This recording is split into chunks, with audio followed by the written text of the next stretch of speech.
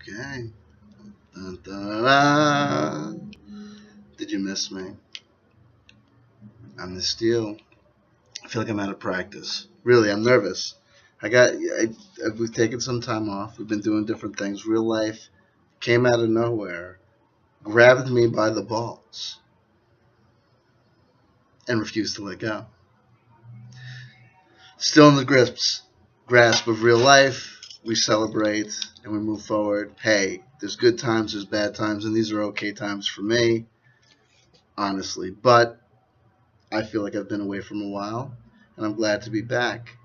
God, folks, I'd love to promise you that we're going to get in and out of here in an expeditious manner, that we would not be dealing with a long one today. But looking at my notes, sometimes I could just look at my notes and say to myself, this is going to be a doozy. And if we get anywhere near a solid, cognizable thought or idea, we'll count ourselves lucky. Okay? You ready for the journey? Here we go. Okay. Thesis. Now, okay. Thesis.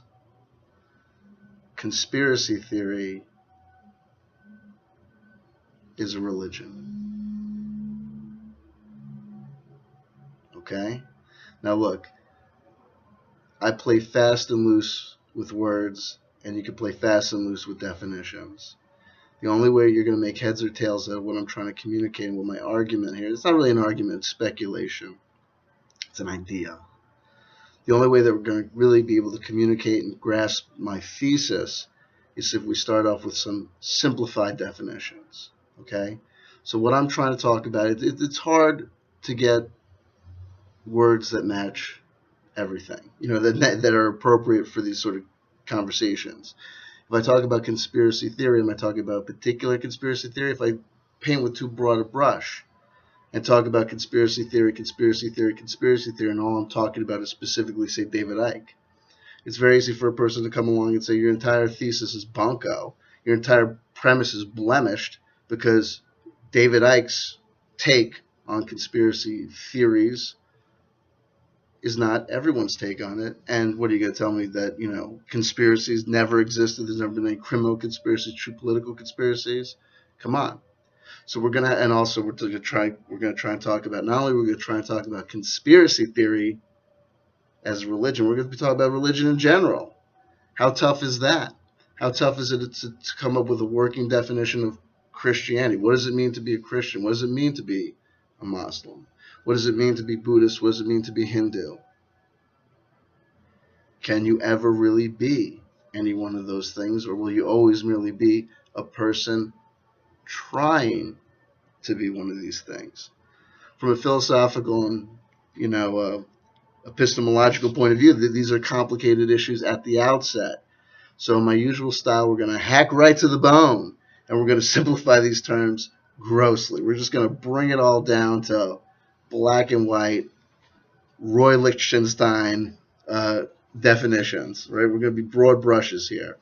Religion. When I say religion during the context of this, now I'm going to tell you something. The reason I'm starting off with these definitions is because I don't want to get to the comment section and have, pages and pages of malarkey that could be avoided if you pay attention to the following definitions. I'm playing fast and loose with the rules. I'm playing fast and loose with the words. If you don't get on board here with what I'm these terms and as I'm using them in this argument, the comment section is going to be bunko bananas, because no one's going to have any idea what you're talking about, or I'm talking about, whatever. Religion. When I say religion in the context of this video, I'm talking about religion. Religions, the act of being religious, all that big pile of stuff. All that big, loosely defined, nebulous, yet definable, cognizable, understandable sphere of things. Traditional definitions: Christianity, Buddhism, Islam, New Age articles of faith, things that we call religious and spiritual religion. Conspiracy. When I say the word conspiracy in the context of this video, I'm talking about that whole lifestyle that one can embrace, right? It really can be a lifestyle where you're plugged into these information resources, you're relying upon them, you're repeating the information verbatim as if it's true. I'm talking about those overarching, all-encompassing conspiracy worldviews. Okay, that everything's interconnected, all the missing pieces interact and interlock, and it's all there. Pervading universal model, right? Not talking about individual conspiracies like was JFK assassinated by a conspiracy. Not talking about that. Talking about the whole kind of world, the whole milieu that people can live in, interact with. The Illuminati, everything's interconnected. You know what I'm kind of trying to say. I used to get very frustrated, and I used to point out that I get very upset when people would say things. You know what I mean? You know what I'm saying? And for the longest time, I thought that was just intellectually lazy. I thought that they just weren't. No, I don't know. You tell me. But there are things that if you try and define them precisely, down at the molecular level, down at the ones and zeros, if you try and get it perfect, you're going to be there all fucking day, right? What is a working definition of to be religious? What is a working model of to be a conspiracy theorist? Now, I can say those words, they can evoke a certain thing, and really, let's work on it at that sort of, Neoplatonic level. Let's just say that when I say religion, I'm just bringing to your mind or bringing up the idea of all that kit and caboodle of world religion, faiths, spirituality of man, organized religion, the act of being religious, dogma, all that thing. And when I talk about conspiracy theory, in a similar way, I'm trying to invoke a big grouping of ideas, not specific little things. Not, I believe in the flat earth, but I don't believe in that we didn't land on the moon. Or I don't believe in any of these alien channelers or any of that jazz. But you got to believe that there was an active international criminal conspiracy to kill Robert Kennedy or whatever the case may be. Not going in on that level, but talking about my thesis of can conspiracy theory be a religion? Meaning, are some people in that world interacting in that world and interacting with that information in the same way that another person could be seeing a more traditional viewpoint on religion could show you a Christian being a Christian or a Buddhist being a Buddhist? Gonna try my best. It's a muddle. But I think we can get there. I think we can. Is it a religion? That's my conspiracy theory. Conspiracy theory world. Conspiracy theory worldview. Is it or can it be a religion? A faith? Not trying to pick a fight. Not trying to say that if it was or it wasn't, that would be a good or a bad thing. I'm not making any judgments upon it. I'm just thinking about it, contemplating it, and having some food for thought with y'all. That's what I'm trying to do. Okay. So what is my motivation? The motivation is a couple of things. We're also going to try and take this opportunity to say some things that I said before, but I may not have said in the most elegant or eloquent fashion. My motivation, this stuff is interesting to me. Hey, I'm the asshole that came up with my own religion, right? One of the assholes who came up with their own religion. Religion fascinates me, much like the Indian, feeling the vibration of the earth, right? This excites me, and this is exciting to me. This really is interesting to me. Religions, religious worldviews, how people think about these things always fascinated me. And I was always also very fascinated by this undeniable intersection that has now occurred and is occurring and may just be the state of affairs where conspiracy theory world is totally intermixed and intermingled with New Age spirituality. Where does disclosure stop and ascension begin? Right? Even when you think about the conspiracy theorists of note, How many of them do you know that don't have an absolute spiritual uh, crux point or basis of their arguments, theses, and agenda? David Icke. Essentially, look, I think all the conspiracy theory stuff, as I said in an earlier video, is just really a setup for his universal spiritual worldview that's kind of a neo-Advaita non-dual take on we are all one and we're all infinite consciousness, this thing, we are a big mind, however you want to express it. A lot of conspiracy theorists come from a fundamental Christian worldview or a more enlightened Christian worldview where there may be ancient aliens involved, but it's religion and faith, and there's a spiritual component. There's very few. There's some UFOologists, alien contacting investigators who are kind of very circumspect and matter of fact. Richard Dolan, Milton Friedman, where you don't have that spiritual connection or you don't have that spiritual impetus or push. But for almost everyone else, it's the case. Where people gain their conspiracy theory information from? David Icke, Stuart Swerdlow, Simon Parkes, Cobra, David Wilcox, Corey Goode. There are none of these speakers, none of these conspiracy theory researchers who don't have a spiritual component to their argument and a conspiracy, and a religious, spiritual, faith kind of component to what they're doing, right? Even Jim Marrs is, you could argue, has got, things that, eventually Joseph P. Farrell, that eventually somewhere you're going to get to, gnosis, agape, and God, somewhere along the way. Alex Jones, Gnostic, zealot wanderer, Bill Hicks reincarnated, whatever, madman, Christian super freak, fundamentalist, con man, who knows? But there's absolutely a spiritual component to Alex Jones. William Cooper, absolutely. Jordan Maxwell, his name has a spiritual dimension and component to it that speaks to and points to a world of esoteric knowledge and information. Peter Levanda, name a guy. You know what I mean? The SS were New Age occultists. I mean, everyone. So it's all intermingled, and it's so interesting to me, begging the question, are some people interacting with conspiracy theory? We're just going to use the simple definition moving forward. I'm not going to worry about it anymore. I'm going to say the word religion. I'm going to say that multiple times. I'm going to say the word conspiracy theory.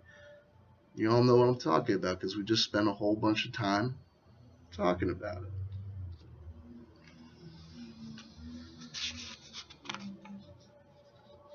On a side note regarding motivation, when I talk about any of the people that I talk about, even when I talk about them in a critical fashion, it's not my agenda to knock them off the playing field, to win and have their message disappear.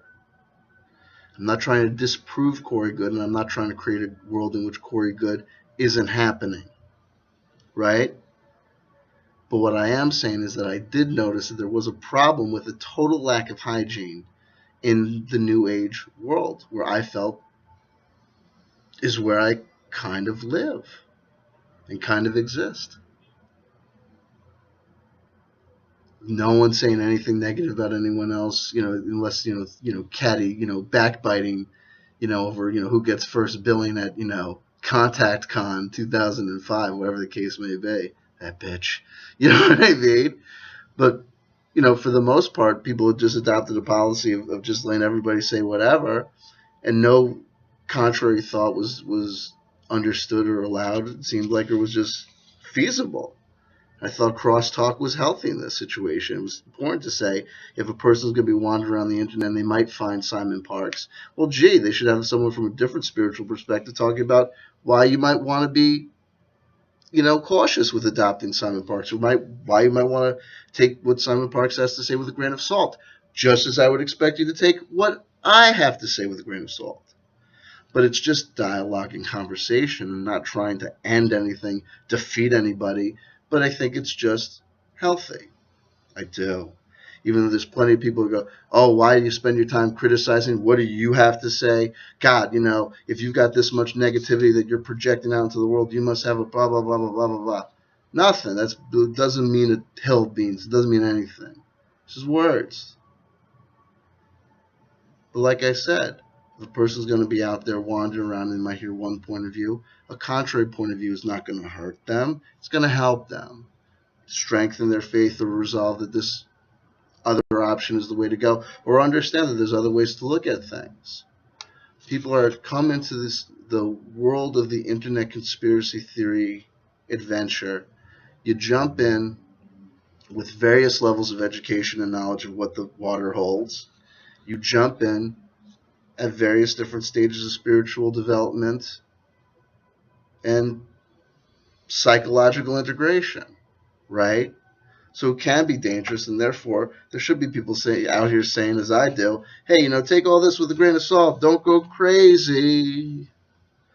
And I've got my own particular spiritual worldview.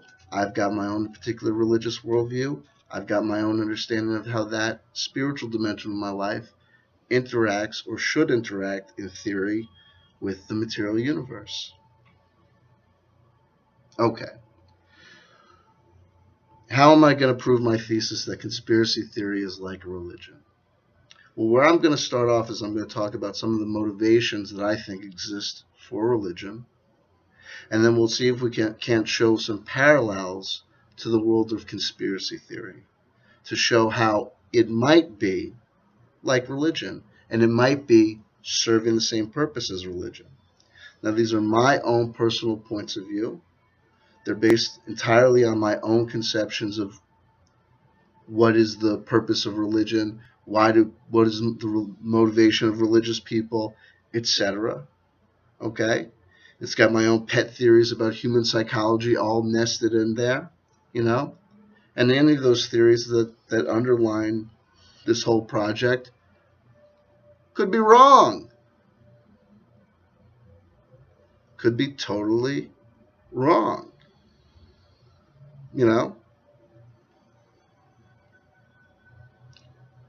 Why do people believe? Why do people have religion?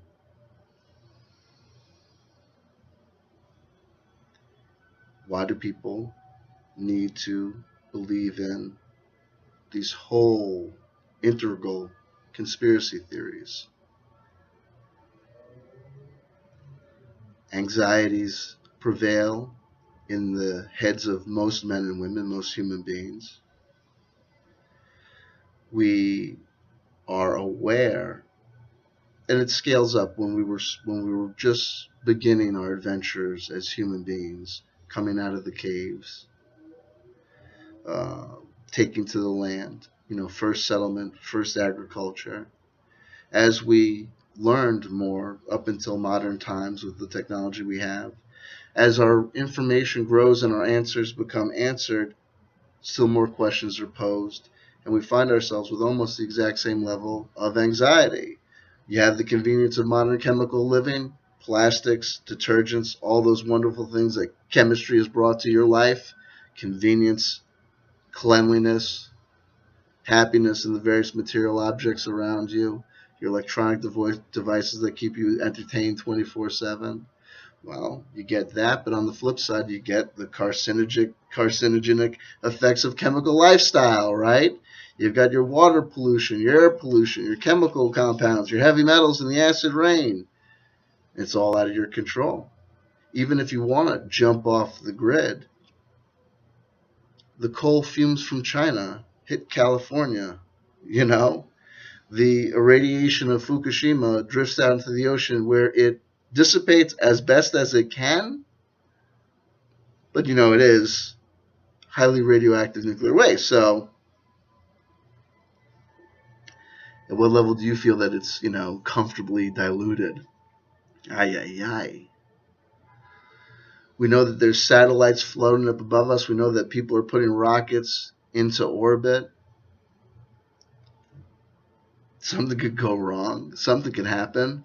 We live amongst nuclear factories, chemtrails, genetically modified food, genetically modified biological organisms, Frankenstein experiments happening. Are you telling me that a pig with human DNA never escaped one of those gestational farms? Hard thing to guarantee. Hard thing to guarantee that those special pigs that they were breeding to make human insulin didn't somehow end up in the food chain, and we have been, as some speculate, for many years. If you eat pork, you may have run the risk of being an actual cannibal, right? Having consumed essentially human flesh. That's a scary world. War can happen. Look at what's happened in Syria. Imagine for a moment that you are making your way in the day-to-day in Syria, or the contested areas of the Congo, or Iraq, or any of the other political war-torn hotspots in the world today. Imagine you've just been taken human slave. I mean, the world is a scary place. Political leaders are elected, even if they're the ones that you chose, you still end up, for 4 years of essential captivity under the reign of the powers that be. The powers that be might have a mythological ring to their name, but there's undoubtedly a cast of characters that could probably be called properly the powers that be. And chances are, if you're listening to me, or you are me, or you like me, you're not one of those folks that are calling all the shots. You're probably one of those folks like me that has to live in a world where shots are being called all around you, with heavy-duty impacts on your life. Heavy-duty impacts on the lives of those you love. There's also the simple binding social contract, social obligations, social norms that we have. Maybe it's 92 degrees out, and you were just fine going outside butthole naked. Fuck it. Put on a pair of flip-flops. You could hold your small coffee in this hand, your newspaper under one arm. You're good to go. Society says, no, those aren't our social norms. That's not what you're allowed to do. Mike loves Andy. In a certain time and place, that might go down copacetic and square. In another worldview, that may be a death sentence. We live in a world beyond our control. We live in a world where we are controlled. And let's not forget that great big boogeyman floating out there for all of us, the great big boogeyman that may be the cause of all spirituality and spiritual speculation in toto. Death anxiety. The knowledge of our own mortality. The fact that maybe, just maybe, there's a way that I could think about reality that doesn't involve me ceasing to exist at some point, because I don't want to cease to exist. I like Dean. You know what I mean? I don't want to die. I don't want my loved ones to die. God, I would love to see them again. See? Now, this is all nutshell, right? This is really simple pointing just to say, okay, there are things in this world that will cause us uber levels of anxiety, death anxiety, fear.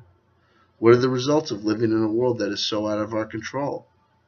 Feelings of loss of control, feelings of powerlessness, feelings of being a victim, of being enslaved, of controlled, of being trapped in this Babylon banking system. If only you could get out of it.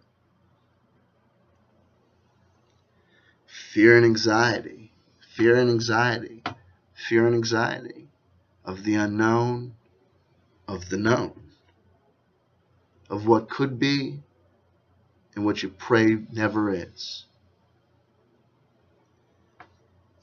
Solutions. You have a problem, you need a solution. There has to be a way to get from point A to point B, and it might mean finding some way to deal with all those anxieties, all those bad feelings. You want to feel better. Well, in the religious context, they think it's very easy to see in the traditional religious conception to see. Well, okay, so if you adopt a worldview or you adopt a belief system that says there's reincarnation, or you go to heaven if you're a good person, or this, that, or the other thing can save your eternal soul, that you don't die, that you do live forever, that you are an operating Thetan who will go on in lifetime after lifetime, that you are merely consciousness opening and shutting its eyes, that you are Shiva dancing himself down, and you are Brahma waking up again, right? That it's all forever, and you're not going to die, and your loved ones aren't going to die. And if your loved ones did depart, you're going to see them again, right? Ooh, that feels better. That's a soothing. That's a balm. Now, I'm not saying that that's a negative. I'm not here as a traditional Marxist saying religion is the opiate of the masses. It is deception, self-deception to cure psychological unease, and therefore wrong or childish or should be overcome or a step back or a crutch. No, I'm just saying it's what I think is observable phenomenon. Okay, so you come up with these solutions, whether it's religion or a religion-like entity. And remember, my thesis is that conspiracy theory is like a religion for a lot of people. So you have a solution created by the mind under psychological influence or psychological pressures. What are the psychological influences or pressures? The feelings of anxiety, victimization, enslavement, fear and anxiety caused by we're not in control of any of this shit. You know what I mean? Things are happening around us. The jackbooted super freaks could knock down our door tomorrow. Could happen. I came up with this conception. See if this makes sense. Conspiracy theory as created total knowledge. That might be the religion. That having a total worldview that involves the ability of the lone individual to have knowledge of the entire superstructure or to somehow take control of that entire superstructure through knowledge, get a little out there, would be like a faith, could be like a religious motivation, could be like the core of a religious interaction. Okay, so like I said, it's going to get a little confusing and notes get really strange here, so bear with me. Okay, so what I'm going to attempt to do now, I think, is explain how conspiracy theory could work like a religion by understanding how what people do in conspiracy theory world might solve the same problems as religions do in the more traditional context. If we think about voodoo or other, this is not a pejorative and this is not a judgment. This is actually maybe considered a compliment. Primitive, magical superstructures or thought structures, magical thinking, sympathetic magic, like effects, like the idea, the word can be manipulated and utilized. The idea can be manipulated and utilized to control it, right? To name it is to claim it, if you want to couch it in a kind of a Freudian psychological term. Basically what I'm suggesting, if you look at Mary Baker Eddy and Christian Science as a juxtaposition to Sigmund Freud and say, well, I'm getting far afield, aren't I? It gets confusing. Okay. So Mary Baker Eddy, if you know about Christian Science, is that you don't want to ever talk about a disease, name a disease, or say a disease out loud, because if you say it and you think it, you're going to create it in your body. Maybe that's true. I don't know. In a Freudian sense, you'd say no. You would want to name the disease to control it. To know it, to name it, is to have power over it. Both of these points of view are interacting with ideas, but what happens when a person interacts with that idea, right?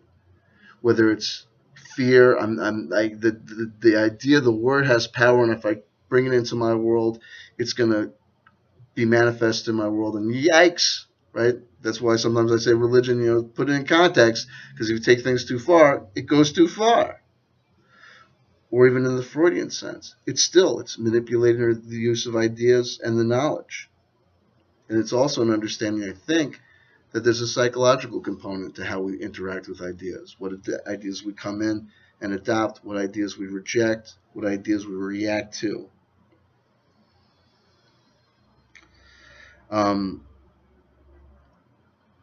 If you want to, conspiracy theory, is often couched or kind of a negative, right? The conspiracy is a negative, and the researcher is illuminating and discovering it, and the protagonist is the researcher or the individual human who's railing against the system and pulling back the shades and exposing it to the light, right? That's like a negative, right? It's the human, the protagonist is interacting with an evil, like the conspiracy is evil, the draconian, archonic, robotoid, soulless black magicians, they're bad guys, right? There's a kind of a conspiracy theory that you could look at as almost positive. I'm going to only touch on it briefly. Oh crap, I'm skipping over so much shit. Okay, Ken Wilber, there's a American philosopher, if you want to call him that, spiritual researcher, if you want to call him that, by the name of Ken Wilber. And one of the things that he's been on about for the last couple of years, I guess you could consider the grand summation or his masterwork, is this notion of integral philosophy or an integral theory of all human knowledge. In simplified terms, in nutshell terms, he believes that now, at this point of human development, with the internet, with the capacity of, data storage and data retrieval, that now is the time where literally all of human knowledge is accessible to all of humankind, and therefore that's like almost like a kind of a singularity type moment for humanity, and almost a singularity type moment for human development. So you could think of that as almost like a positive aspect of conspiracy theory. Like if you thought about Christians, one Christian could be hell and brimstone, railing against, the sinner, and everyone's going to burn in hell, and it's going to happen tomorrow. You better watch out. And it's warnings, and it's signs, and it's tribulations, and it's, revelations, and this, yeah. And then you have some Christians where it's all brotherly fucking love. Hey, man, how are you? You ever really think about Jesus? He wasn't black. He wasn't white. He was red. Whatever the fucking case may be, right?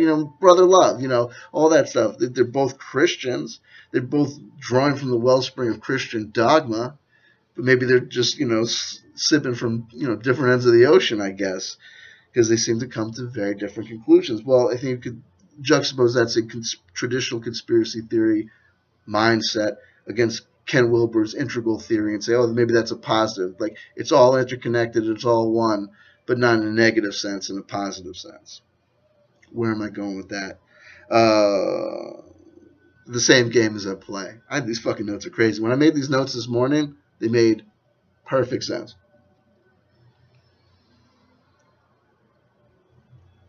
Where are we now? Number one, first of all, it's going to be a topic for another video, but I think Ken Wilber's integral theory philosophy is completely falsifiable, like most religion and universal conspiracy theories are, because it's just they're attempting to do too much, and also, well, look, it's shit for sale. I mean, I gotta be totally honest. We're gonna have to at some point have a discussion about the fact that all these conspiracy theorists, though there's a spiritual aspect of their work, and just like we're talking about maybe these things being like religion, there's also distinctly another similarity between conspiracy theory world and traditional religion, organized religions and worldviews and worlds and milieus, and that's money. You know what I mean? Everyone's got some shit to sell. Everyone's got a motivation that might not be as great as the selling motivation. I'm here to help you. I'm here, a great sacrifice to myself because the truth must be told. Buy my book. Buy my DVD. Book my lecture. You know what I mean? My rent is due. Made perfect sense this morning. So what's the effect of religion? What's the effect of what I think could also be the effect of conspiracy theory? Well, we talked about these bad feelings. So you want to soothe those feelings. Well, we know how religion generally does it, right? There's creating a worldview that involves the defeat of death, reincarnation, the soul goes on forever.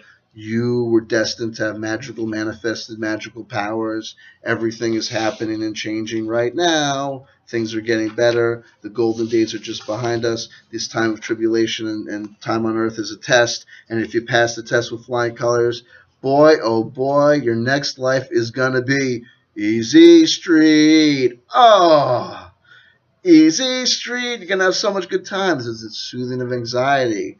Could conspiracy theory be utilized in the same way by certain practitioners and believers to achieve the same effect? And in doing so, prove the point that conspiracy theory is a religion. Damn, I'm repetitious. In application, in some fields of conspiracy theory, the how of how it works. Can you tell I'm reading from the notes? Okay. Now this might be the juicy part. This might be the good part. It only took us 36 minutes to get here, but thank God we're here. Check this out. How's this for a premise? To reveal the hidden slave master is to defeat him.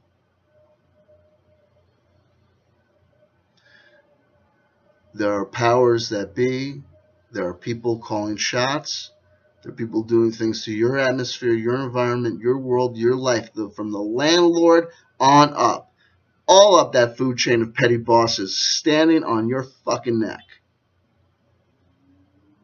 Well, if the primary agenda of the Archons, the Reptilians, the Zeta Reticulans, the Greys, the Dark Travelers from the future, and the Black Magicians is to hold us in illusion, hold us under spell, and to remain hidden so as to remain protected, well, if you adopt a worldview that says that those people exist under those conditions, if you then come to discover who they are, well, now you're the one in control, right? And now you got them on the run. Isn't that the latest branch of conspiracy theory? We got them on the run. It's the quarantine on planet Earth is breaking down. The Cabal the Draconians are trying to get off planet. It's a wrap, folks. We won. But there's always elements behind because you got to keep the eternal dance going. It's WrestleMania. It's soap opera. There's no resolution. It's just the activity, like breathing. You don't want to run out of air. You just want to keep on recycling that air.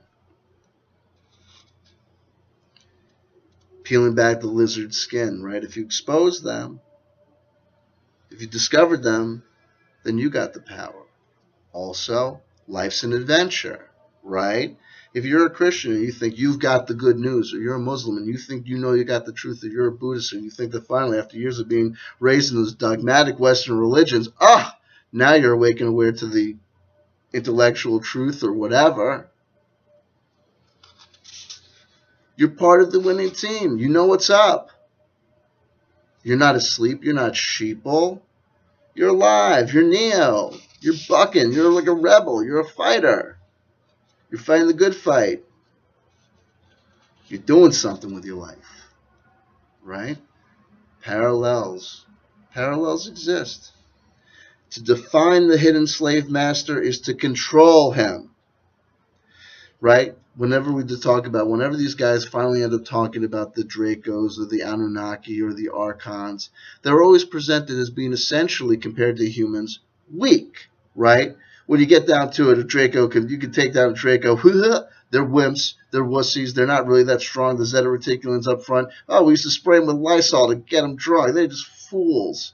I see them I see them, hanging on their trip chairs on the astral plane. I just tell them, I disperse you in the name of the violet flame. Goodbye, Anunnaki. And they're gone, right? I define them. You define them. Who they are, what they are, and just how weak they are. They can't live in this. They can't physically exist in this dimension for long without shape shifting, because it's hard work. That's why they have to do this. That's why they have to do that. Essentially, they have to keep on drinking that human blood.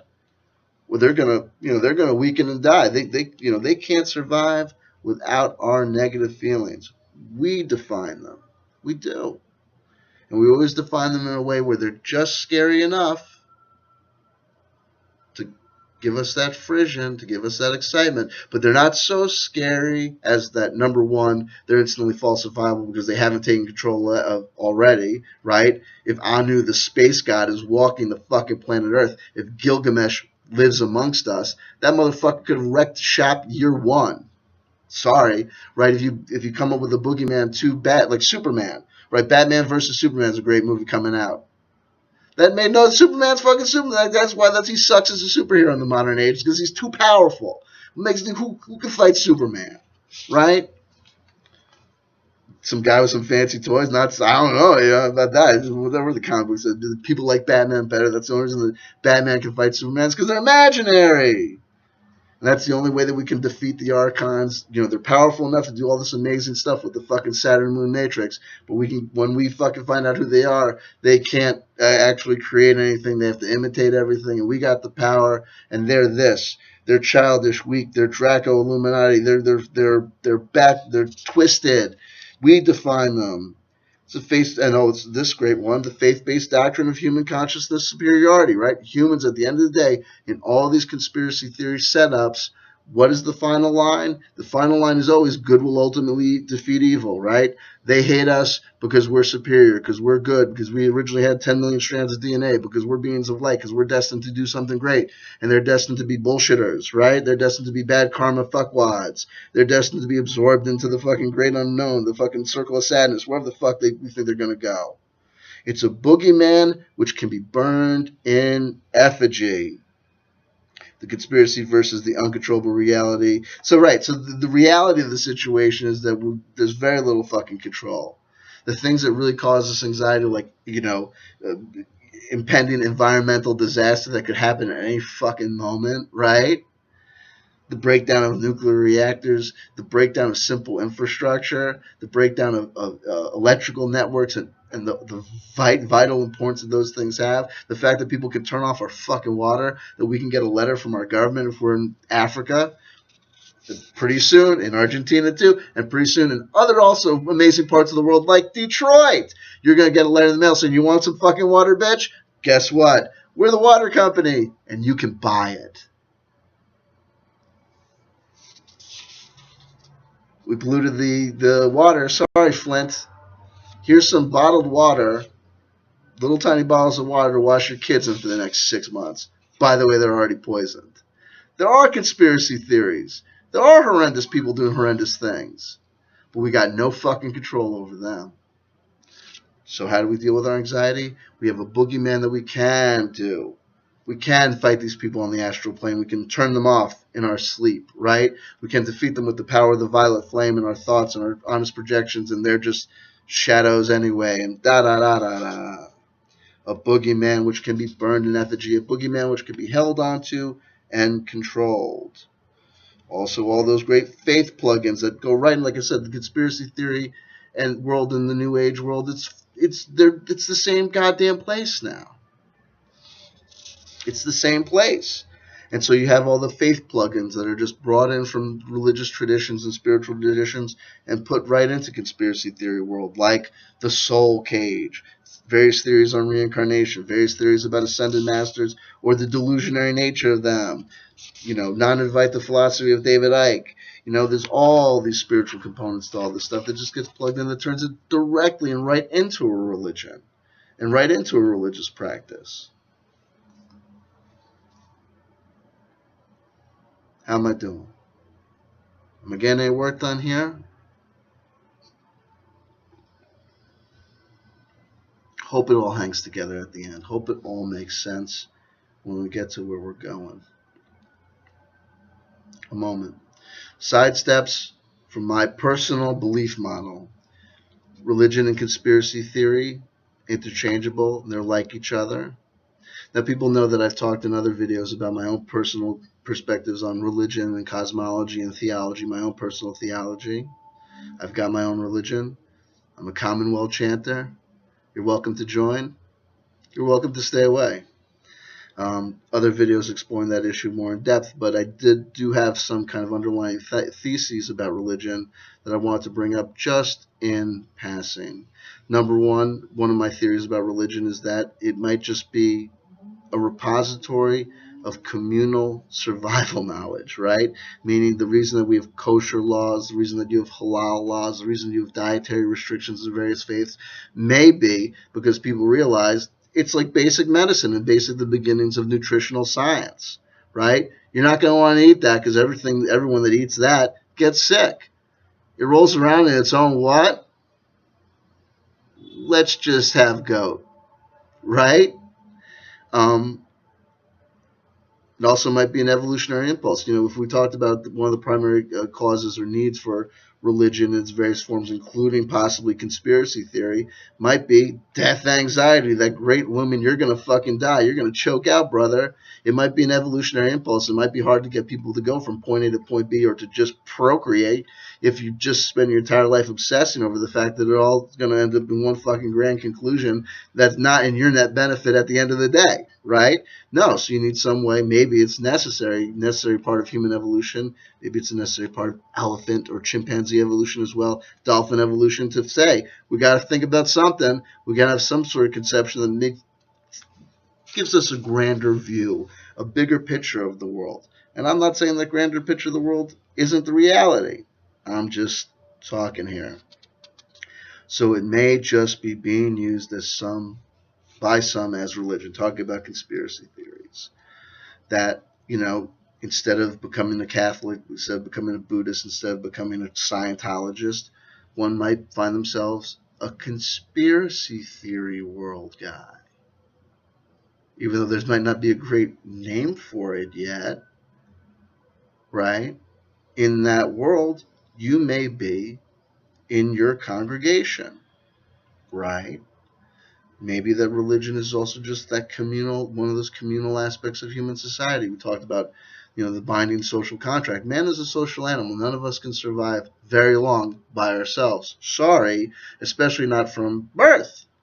You might find yourself a grizzled old mountain man at the end of your days, and when your hair's gone a little gray. Kimosabi, man named Horse. Good for you. You weren't going to cop that shit at 9 months. That wasn't going to happen. You needed to be raised. You needed to be taught. You needed to be instructed the way it works. But the hand that gives also binds. The words that teach also constrict the mind and the imagination. In some people's theory. Here we go. I marked this. Oh, Jesus Christ. Sometimes I just get fucking tired. So here we go.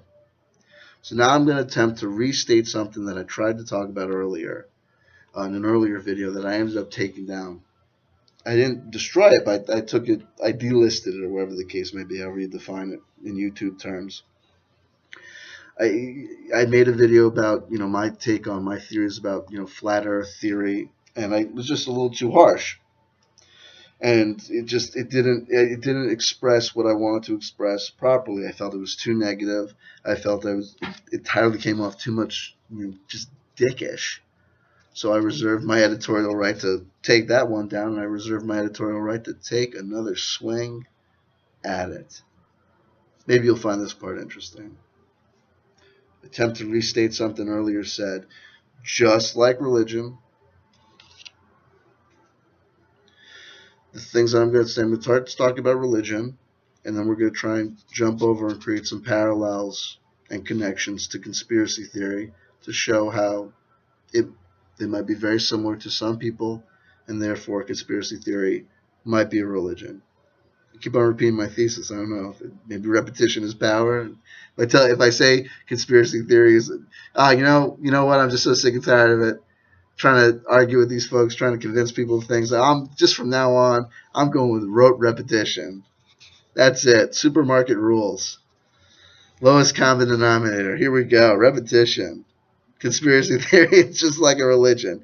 Here we go. Let's talk about Christianity. So here's what I'm going to do. Here's a sub-thesis. My sub-thesis is, look, we talk about our religious beliefs, and we talk about our faiths and our spiritual beliefs, right? We talk about a lot of these things. In traditional religious context, we'll start off there. We state that we mean these things and believe these things as the same ways we believe in concrete aspects of reality. I'm a born-again Christian. I believe that because I've accepted Jesus Christ as my Lord and personal Savior, at the time of my passing, I will go to heaven. And I believe that, if you do not accept Jesus Christ as your Lord and personal Savior, you're going to burn in hell. And I believe in that as solidly as I believe that this, fucking back scratcher is yellow and made out of plastic. And I believe that with the same thing to the degree that I believe that this is a bendable object, right? I just believe that that's what I said about Christianity is true. That's the truth. Well, we say that, and we're emphatic. We might even act like politically motivated to say that we really believe these things, and we're gonna fight for them or whatever. But we don't act like about these things like we do with concrete reality.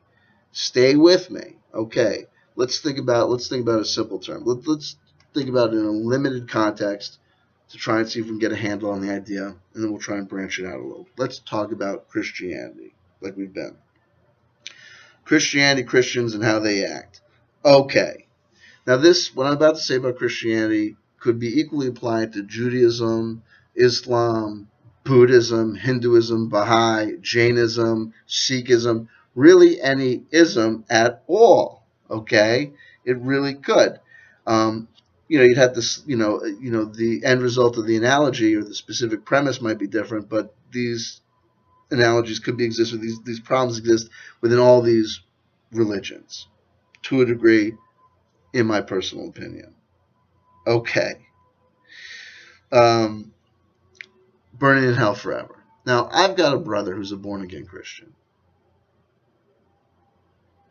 I love him. There's no doubt in my mind that he loves me. There's no doubt in my mind that he loves my father. There's no doubt in my mind that he loves his nieces, my children. My nieces, his nieces, my children, me, and my father, none of us are born-again Christians. My brother doesn't act like he thinks that I'm going to burn in hell. He may say that if we have a philosophical or theological debate. He's absolutely going to say that he believes that, but he just doesn't fucking act like it. And especially in the context of my kids. He's never once attempted to kidnap my kids to get them baptized. He's never once attempted to kidnap my kids and take them to Borneo or some other place, and most Christians don't do that. Even though most Christians would tell you that they think that the pagan unbeliever's child is going to go to hell. You say that out loud, you say that you believe it, but you don't act like it because we know. Look, if I was going to go into, wander into a burning building, my brother would react as if I was trying to wander into a burning building. He seldom reacts that way about me burning in hell. Even though in theory, me burning in a physical building would be far less problematic than burning in hell for all eternity. So we believe, but we don't believe. And I think that parallels can be drawn to the conspiracy theory world, that we say all these outrageous things about our beliefs, about what we think is going on, about what we truly testify and swear we know is the reality of the situation, but we really don't. We're able to not act like that's the case in some very striking and complex, perplexing ways. Now, it might be that I'm small-minded and that the human mind is capable of holding on to multiple thoughts at once and behaving normally in a state of chaos. That might be the case. I just don't think that that's the case. I don't think that's what we anticipate the case being. When we see movies about alien invasions, right? And the theory, if we look at these conspiracy theories, the theory is really essentially that the alien invasion has already taken place, right? The Anunnaki are here, the Archons are here, the Zeta Reticulans are here, the Space Beano, they're fucking with us. Who else is fucking with us, they're fucking with us and they're here, right? The invasion has happened. Multiple dimensional entities from, across hither and yon, artificial intelligence, black goo. Pick a rogue squadron, right? Pick a bad guy, and they're there. And we say that they're there. But we don't act like it. When we see movies about alien invasions, when we see movies like They Live, we see people acting and reacting as if they're being invaded by aliens. You have people today talking about they think that as we speak now, hundreds of thousands of children are being rounded up for ritual satanic sacrifice that happens nightly. And then we have a cup of coffee and go to sleep, No one's storming the Bastille.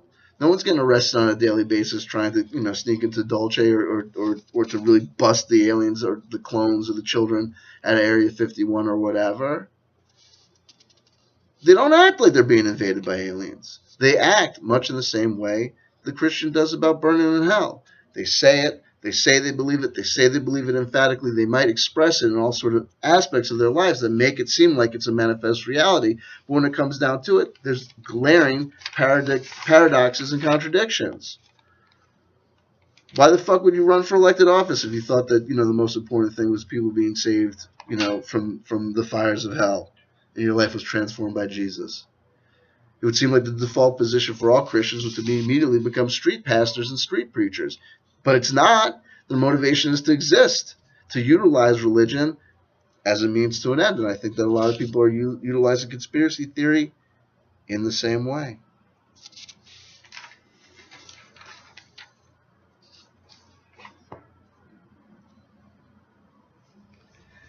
Here's another way that we can see that people say they believe their religions and act upon their religions, yet don't really believe their religions. Now, look, I'm not trying to belittle anyone.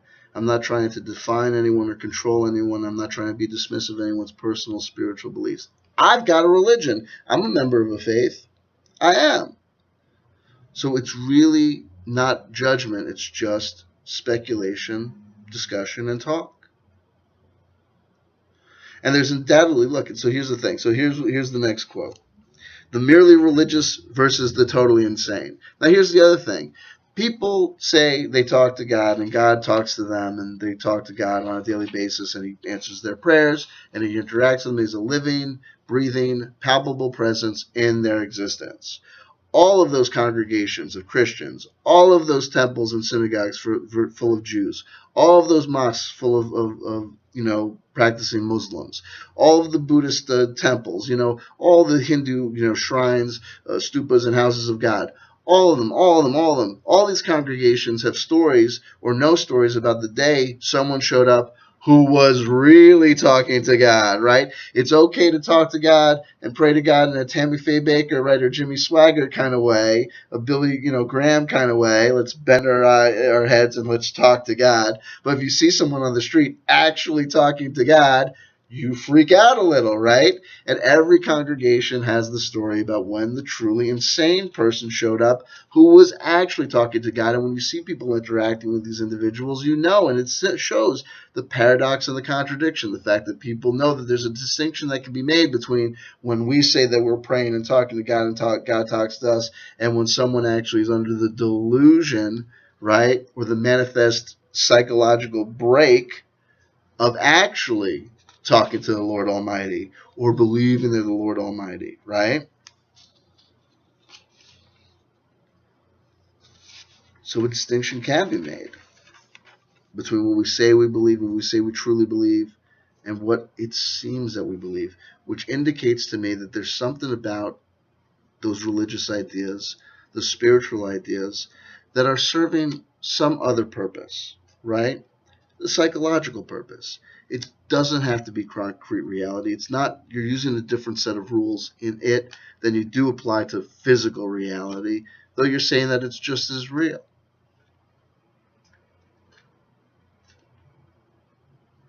I've got my theories. I've got my ideas.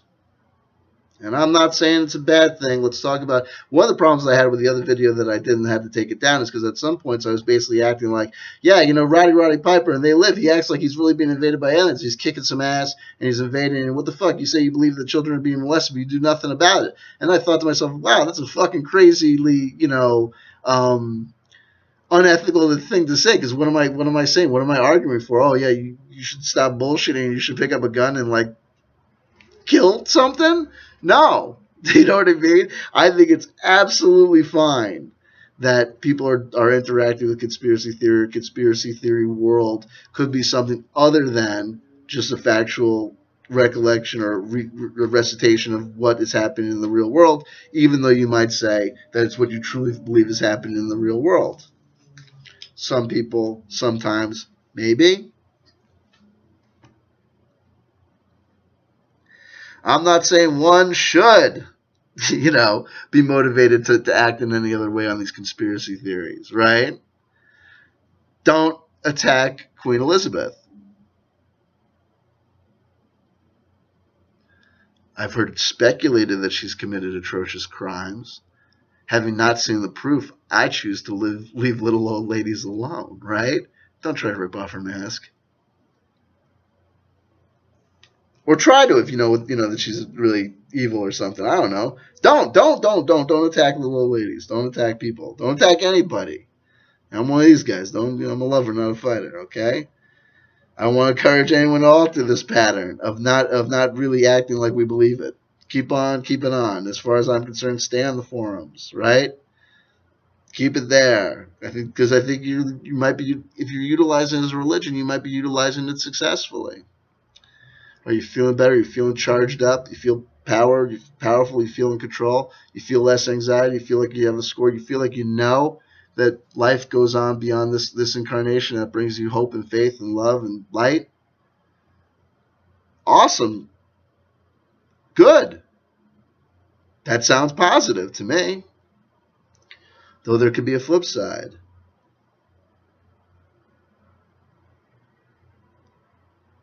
Another reason why conspiracy theory to me strikes me as a world where people are being slightly disingenuous between what they say they actually believe and how they act. Indicating that there might be a contradiction there or a disconnect. I consistently see people at the heart and soul of the conspiracy theory game, whether they be researchers, contactees, explorers, or whatever, or whether they're just the audience members, who do not manifest the anxiety level or reaction level one would expect if we really thought these things were happening, right? If you really thought there were fucking archons trapping people in soul cages, if you really thought you were in the fucking Matrix, right, and Zion was about to be fucking annihilated, I feel like you'd be acting in a manifestly different way. Not trying to name names here, right? How many times have you seen somebody post on Facebook? The first post on Facebook is, oh, this fucking conspiracy theory, this, that, people gotta wake up, look at this shit that's happening, it's gone crazy, fucking, 2 posts later, maybe after a happy hour, it's an animated gif of some chick shaking her boobs, or it's an emoji about fucking, God, I need coffee, right? I'm so concerned that there's an overarching conspiracy theory interconnecting everybody that I've joined every forum. You know what I mean?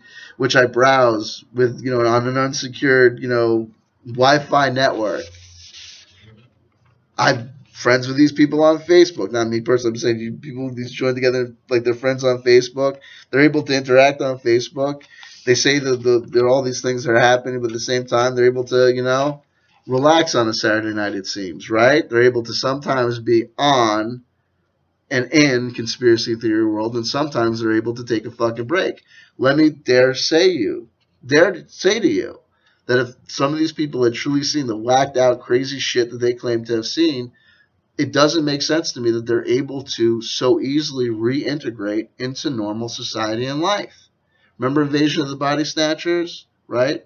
Or remember the end of Soylent Green? It's made out of people! When you find out the fucking freaky discovery truth, when you find out that shit, when you see that shit that you cannot see, you get motivated, And I'm not saying, okay, so let's look at the conspiracy theories regarding child trafficking chains and rings. Those things exist. And there are people out in Cambodia and Vietnam who have discovered these rings and have dedicated their lives to never turning back, to trying to stop this demonstrable evil.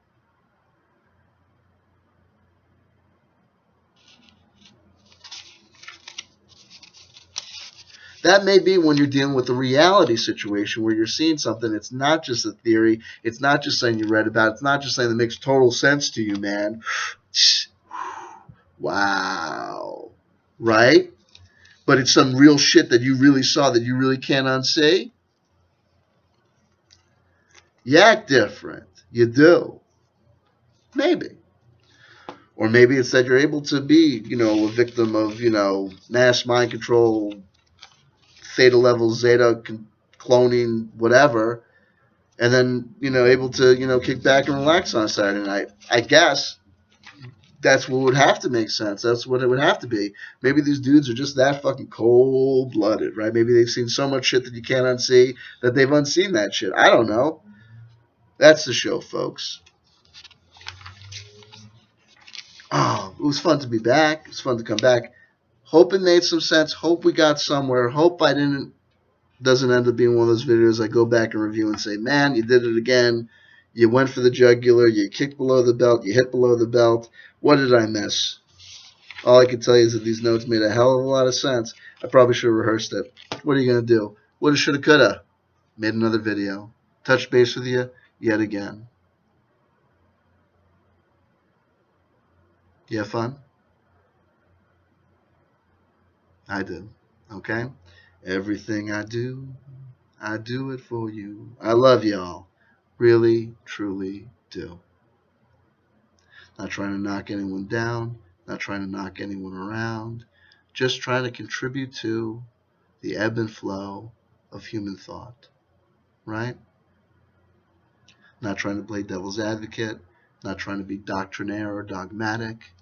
Just trying to talk about certain things that I've noticed and that interest me. So there you go. I love you. I love you all. Hopefully I'll speak to you soon. Hopefully I won't have to take such a long hiatus. Okay? Love talking to you guys again. Have a good one. Now let me see if I can. I'm using a different program, and it's such an interesting program. It's decided to dispense entirely with things like pause button, play buttons, and stop buttons. In theory, this will end the video. Bye-bye. I love you.